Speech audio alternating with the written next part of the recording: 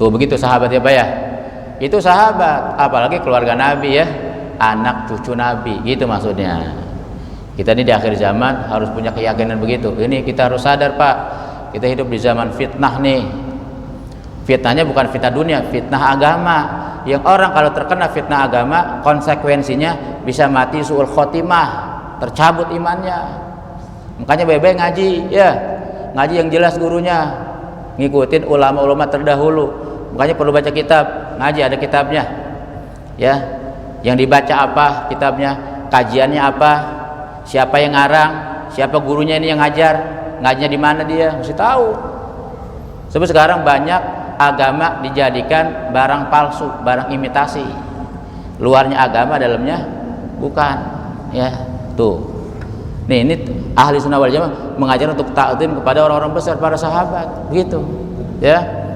Karena para sahabat itu adalah orang-orang yang sudah mendapatkan jaminan langsung dari Allah dan dari Nabi Muhammad Sallallahu Alaihi Wasallam. Di akhir zaman banyak orang ya Pak benci sama sahabat itu, bahkan nggak tahu-tahu mengkafirkan sahabat. Abu Bakar kafir, Umar bin Khattab kafir, gitu ya. Bebas itu. Kalau ada orang-orang yang model begitu yang nggak ngikutin ilmunya ulama dulu, hati-hati, jangan dipakai. Sebab yang udah dijamin bakal selamat ilmunya orang-orang dulu ya.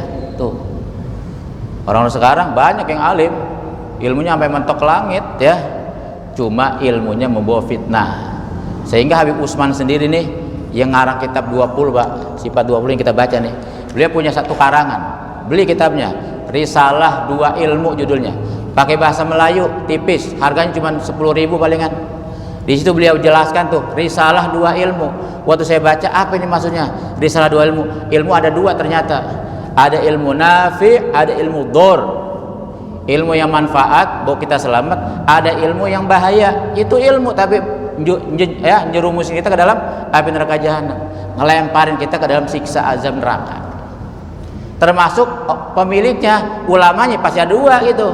Ilmu ada dua, ulama juga ada dua. Ada ulama akhirat yang ngajak kita selamat, ada ulama dunia. Namanya ilmu fil lisan. Ilmu mereka cuma di lisan. Itu yang membawa celaka, bahaya, fitnah di tengah-tengah umat. Dulu saya punya guru, saya di Walid Habib Abdurrahman Assegaf Bukit Duri. Setiap ngajar pesan sama muridnya. Setiap ada tamu pesan sama ya para tamu.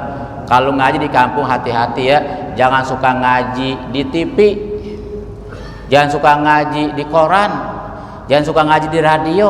Ngaji mah sama guru, bawa kitab, bawa buku, nyatet, nulis, baca. Yang nggak paham nanya sama si guru, itu ngaji namanya. Mungkin Pak, kalau di zaman Walid udah ada handphone, beliau akan bilang jangan suka ngaji sama Google, jangan suka ngaji sama YouTube ya. Itu pesen tuh begitu. Saya tuh sering berulang-ulang. Saya mondok 10 tahun di sono. Sering Walid dengar begitu, ngomong begitu. Ya, kalau ada tamu-tamu nih datang dari daerah itu kan, satu rombongan. Walid pesannya begitu. Di kampung pada ngaji ya. Jangan tinggalin ilmu, jangan tinggalin ngaji gitu. Terutama ngaji ilmunya ulama-ulama dulu pakai. Ya, orang-orang dulu pakai ajarannya, ilmunya. Jangan suka ngaji sama yang aneh-aneh kata Walid gitu ya. Sekarang udah banyak orang-orang aneh ya, nyampein ilmu tapi penuh dengan kesesatan kata Walid begitu. Pesannya begitu. Temannya kenapa di sini? Alhamdulillah punya guru pada baca kitab semua ya. Ini kitab Habib Utsman bin Yahya ini ya. Ya, Habib Utsman bin Yahya ini salah satu ilmu yang sudah dipastikan ya akan bawa kita selamat ya Pak ya. Ya kita kan hidup Pak, yang kita cari apaan sih emang? Tahu nggak? Tujuan inti hidup manusia cuma 3 yang kita cari nih. Semua manusia nih Pak, sekolong langit, dan bahkan dari zaman Nabi Adam sampai hari kiamat, manusia yang dicari cuma 3. 1 pengen bahagia, ya kan? 2 pengen mulia, 3 pengen selamat, itu doang. Ya kan? Tanya dah siapa juga, mau yang Islam mau yang bukan, mau yang beriman mau yang kagak, mau yang taat ibadah mau yang ahli maksiat lagi. Tanya, mau nggak yang 3 ini? Pengen nggak hidup bahagia, hidup mulia, hidup selamat? Udah pasti jawabannya. Ya, Kan cuman permasalahan kita nggak tahu jalannya mau kemana. Mana sih jalan, ya jalan supaya bahagia, mulia dan selamat. Maka Nabi datang nih, ya, yang kata Nabi, aku ini sebagai mu'alim, ya, penyampai ilmu. Itu isyarat kalau mau mulia, mau selamat, mau bahagia, jangan lepas dari ilmu, terutama ilmunya orang-orang dulu yang sanad keilmuan mereka bersambung kepada Nabi kita Muhammad sallallahu alaihi wasallam. Itu jalan dan caranya, ya. Jadi jangan ngelihat penampilan pakai sorbannya, pakai udang-udangnya, pakai jubahnya, Pak. Tapi kalau kita perhatikan ucapannya, kalamnya, bawaannya, tingkah lakunya, keluar dari ajaran ulama-ulama terdahulu, udah tinggalin. Daripada bahaya begitu, ya. Iya. Mendingan yang pakaiannya kayak orang kampung dah. Pak, tuh kiai kampung kan begitu, ya. Kalau kita pergi ke daerah nih yang punya pondok, itu kan kiai dari habis subuh sampai jam 8 doang. Jadi kiai duduk di ngadepin santri, ya. Udah kesana ngapain dia? Ngambil pacul pergi ke sawah, tani. Kita mah nggak kenal, itu mah orang kampung lagi tani. Padahal itu kiai yang ilmunya nyambung sama Nabi, yang bawa orang sekampung selamat masuk ke surga, tuh dia orangnya. Ya, bukan penampilan doang. Ada santri nih, Pak, dari Jakarta mau mondok, ya, begitu lewat sawah, lewat galengan itu, ya, ada aki-aki lagi beresin galengan air. Pak, saya mau tanya, iya, di kampung ini ada pesantren katanya, Pak, namanya Kiai Anu disebut itu. Oh ada, iya, tolong Pak anterin saya ke sono gitu, ya. Bapak tahu nggak pesantrennya? Ya tahu. Kenal nggak sama kiainya? Lah bukan kenal lagi. Ya udah, saya minta tolong ya Pak, anterin sekalian nih, bawain koper saya, nanti saya upain. Ya dibawain, ya, dibawain tuh sama aki-aki. Dia satu dia pegang pacul, satu pegang koper. Ayo ikutin saya, ya, kita ke pesantrennya gitu. Nyampe udah, ya, nih ini kobongnya nih, istirahat dulu di sini, ya, kamu sini dulu duduk, ntar kiai juga mau sholat, waktu sholat dia keluar gitu.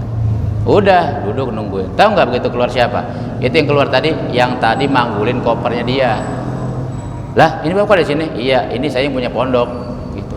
Jadi bapak kiainya di sini? Iya, saya kiainya. Ada pulang tuh buatnya nggak jadi, malu. Ya, tuh ngelihat apa? Kata dia mah itu petani orang kampung, padahal itu kiainya. Tuh Pak, ya.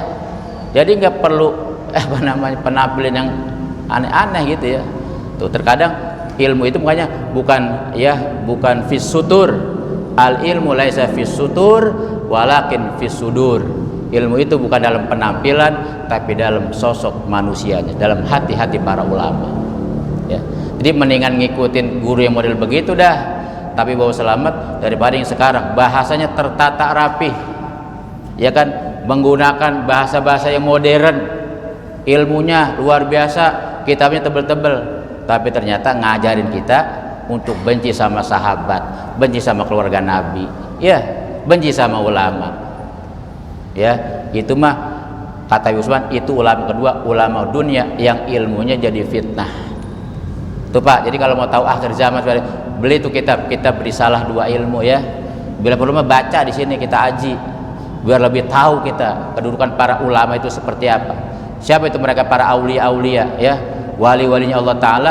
Mereka lah, dengan sebab adanya mereka, ya, kita bisa hidup dengan nyaman. Bapak ntar malam pulang tidur nyenyak sama istri, besok pagi bisa kumpul sama anak, bisa kerja segala macam. Emang itu gara-gara siapa kita bisa hidup begitu? Gara-gara adanya para aulia yang tengah malam bangun doain kita yang lagi pulas tidur. Makanya orang yang kurang ajar sama wali, yang langsung marah bukannya mereka tapi Allah. Allah bilang apa? Ya, man adani waliyan, ya, faqad adantuhu bil harb. Siapa orang yang menyakiti salah satu waliku, maka aku katakan, aku mengumandangkan genderang perang kepada orang tersebut. Allah bukan ngasih azab lagi, nantangin perang langsung sama orang yang mengganggu, berbuat tidak baik kepada para kekasih. Itu, ya. Makanya Pak, kalau ada wali nih, misalnya ada orang soleh, ya, lewat nih wali, ngelihat kita lagi kumpul begini nih di masjid, ya, buat mereka Pak, ibadah kita nih maksiat. Itu orang pada ngapain di masjid tuh? Maksiat masa ada di masjid tuh. Makanya jangan suka nyaman-nyaman diri kita sama wali. Ibadah dan maksiatnya mereka beda. Kalau wali nih, ada diceritakan ada seorang wali Pak, di hatinya pengen makan roti sama telur dadar, roti sama telur dadar dia pengen makan itu tuh. Di kampungnya nyari kagak ada yang jual, maka dia pergilah ke kampung sebelah gitu ya. Ini misalnya Pondok Betung, pindah ke Pondok Karya dah, kali di sana ada yang jual nih. Ini rasanya pengen amat ya makan roti sama telur gitu. Tahu nggak apa yang terjadi? Begitu nyampe di Pondok Karya, dia mau nyari tuh, tiba-tiba orang kampung pada ngumpul nangkep dia langsung digebugin tuh si wali tadi ya, babak belur Pak, ya orang digebugin sekampung ya. Tiba-tiba ada yang kenal, tunggu tuan, ini orang kampung, lu jangan main gebugin aja, ini siapa ya, emang nggak kenal, ini orang soleh, ini orang baik, ngapa digebugin? Gimana udah terlanjur bonyok, ya udah mau diapain? Akhirnya dibawa nih sama yang kenal Pak, kemana? Ke rumah dia. Ya maafin ya orang-orang kampung saya, mereka nggak kenal. Udah biarin dia, ini bukannya habis nih udah. Sampai rumahnya si orang tersebut dikasih apa?